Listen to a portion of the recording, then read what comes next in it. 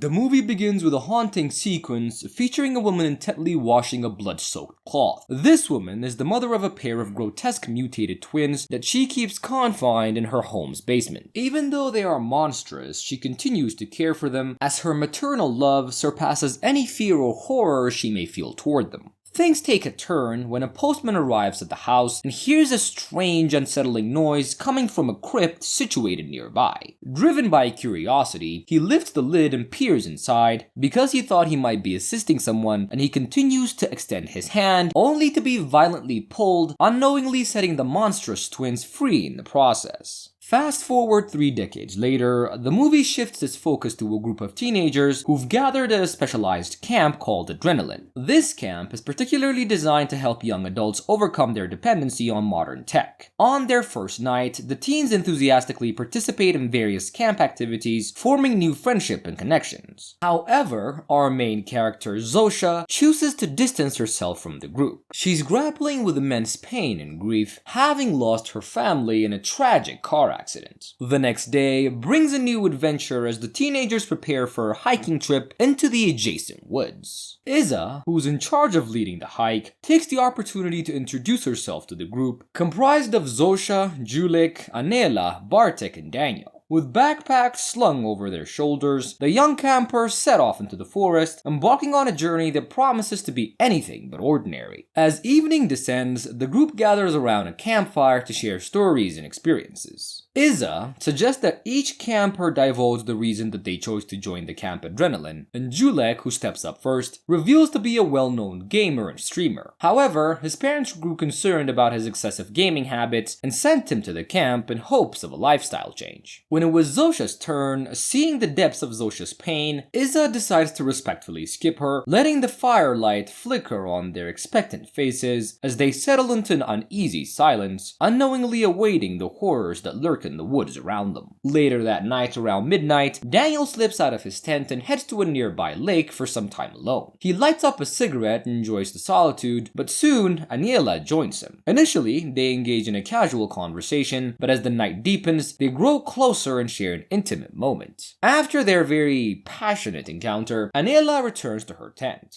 Daniel, feeling cozy, takes out a hidden phone from inside his sleeping mat and begins to use it. However, unbeknownst to him, one of the monstrous twins has been watching him from the shadows. Seizing the opportunity, the creatures wrap Daniel up in his own sleeping mat, drag him across the forest floor, and forcefully slam him against a tree trunk until he dies. When morning light breaks, the group soon notices that Daniel is missing. Iza takes charge, asking who last saw him, and Aniela steps up, revealing that she spent some time with him by the lake. They head to the spot and find a cigarette butt and a used condom, and meanwhile, Zosha is scanning the surroundings and her eyes catch sight of a tree with fresh blood on its trunk. She immediately alerts everyone, and a decision is made to split up. Aniela and Bartek will stay back at the campsite in case Daniel returns, while Iza, Julik, and Zosha set out to search the woods for him. Not long into their search, they stumble upon an old cabin. Inside, they find a photograph hanging on the wall featuring twin boys, the very same twins who've now become mutated monsters. Curiosity leads them to a trap door on the floor, and as they open it, a foul smell of decay fills the air. Iza goes down first with Zosha, following closely behind. To their utter horror, they discover Daniel's mutilated body lying in the basement. Just at that grim moment, Julek, who had stayed upstairs, hears footsteps approaching, and he quickly warns Iza and Zosha. In a panic, they shut the trap door and hide in the basement, hearts pounding as they wait to see who or what is coming their way. As the trio of Iza, Zosha, and Julek huddle together in the cabin's basement, they hold their breaths, listening to the menacing sound of heavy footsteps drawing nearer to the trap door. Suddenly, the trap door swings open, and without missing a beat, Iza starts breaking open the bars on the basement window, and Zosha quickly climbs out, followed by Julek. Iza, however, hears Daniel's phone ringing from inside his pocket and makes the risky decision to stay behind. Just as she reaches for the phone, the huge mutant descends into the basement, and Iza musters the courage to face the creature head on, but her brief bravery is short-lived. Within moments, her decapitated head is hurled out, landing at the feet of Zosha and Julek. In a state of sheer terror, they ran as fast as they can away from the house. Still trembling from the near-death experience, Zosha and Julek eventually find another cabin, and inside, they meet an elderly man who turns out to be the postman from 30 years earlier, the very same man who had unknowingly released the twin monsters. He had lost his legs in the struggle back then, but miraculously managed to survive.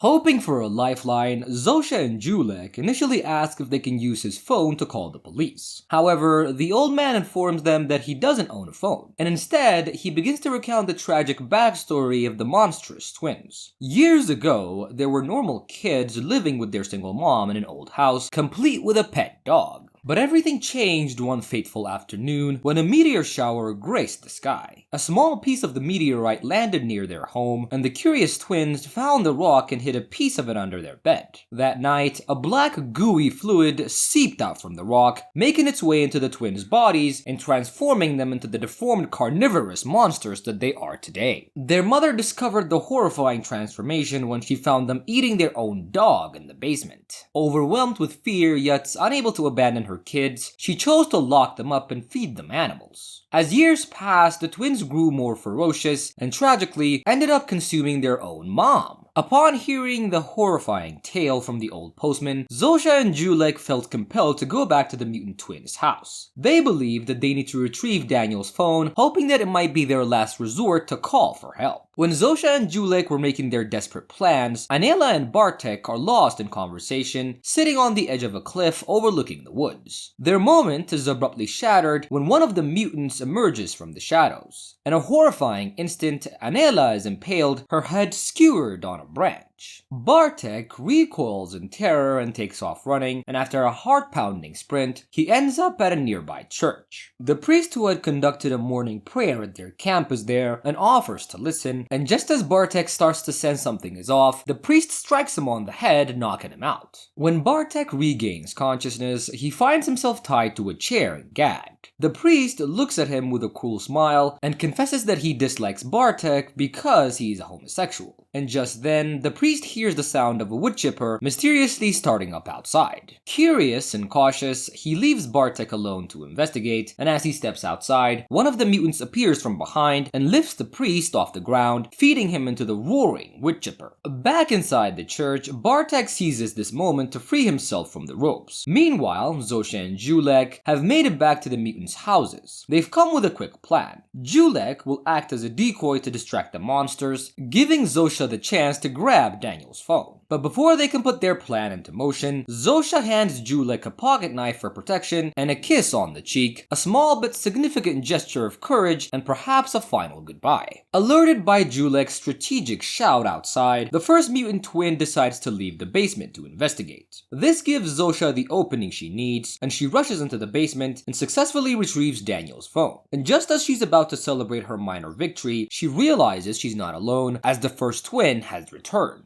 It lunges at her, lifting her up into the air, its grip tight around her as if about to crush her. Just then, Julek bursts onto the scene, plunging the pocket knife into the monster's side. Enraged, the twin throws Zosha aside and turns its attention to Julek, and it moves its grotesque face close to his and savagely bites off his tongue. And after a while, Zosha regains consciousness. She finds herself chained in the basement, with Julek beside her, clinging to whatever he has left.